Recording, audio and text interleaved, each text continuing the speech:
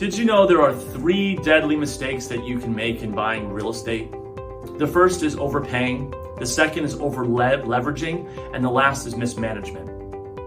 In overpaying, especially as interest rates rise, your debt service becomes a much, much larger portion of your expenses.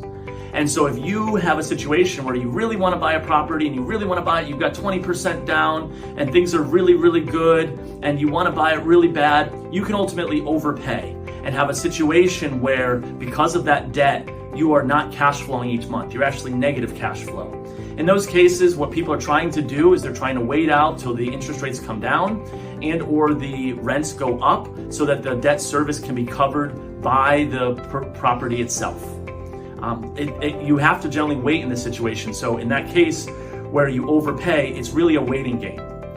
With the market conditions, what I always tell people is to buy a property that you want to hold long term. If you're willing to do that, hold long term, you're going to make money even if you overpay. As a story, my father purchased a number of properties back in the 80s and 90s. And one of the things that he told us was, as long as I only have to pay $300 a month, in 30 years it'll be paid off and it'll be an asset for me. That long-term approach and mindset that my dad had is why he is a multimillionaire today. And so overpaying is okay as long as you're willing to hold long-term. If you're not, and if you're in an area that you really don't want to be in, you're going to end up giving up like so many other investors and selling before you've really realized the full value of the property. The second is over-leveraging. Many people with FHA loans, things like that, they don't have enough money to make a big down payment. And so what can happen is, even though you might have a property that cash flows really well, because of how leveraged you are and because of the fact that you don't have enough reserves to be able to cover an expense of a roof, maybe a heating system, maybe a big kitchen remodel, then ultimately the property is stuck not being rented, not getting rents, and ultimately then you're losing all of this money. All of that opportunity cost is gone. And that happens a lot with our investors.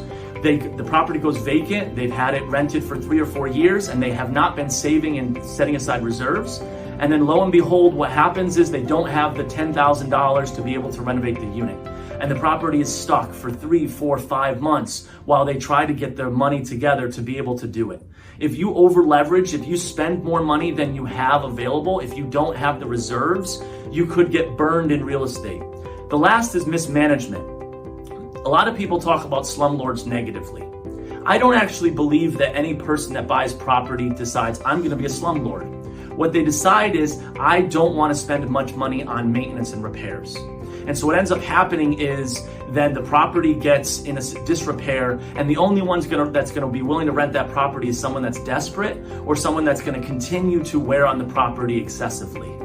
So in those cases, the property continues to get further and further behind. It costs more and more money to make the property back into a great case, and eventually a person sells it at a significant loss to what they purchased it for because of all the deferred maintenance that they've done.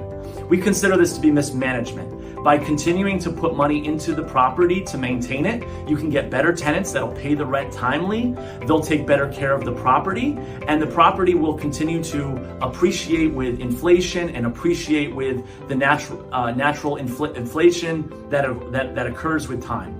And so by continuing to manage the asset well, you're ensuring that it continues to keep its value. So those are the only 3 ways that you can really lose in it in real estate in Connecticut is mismanagement, over leveraging, and or paying too much for the asset.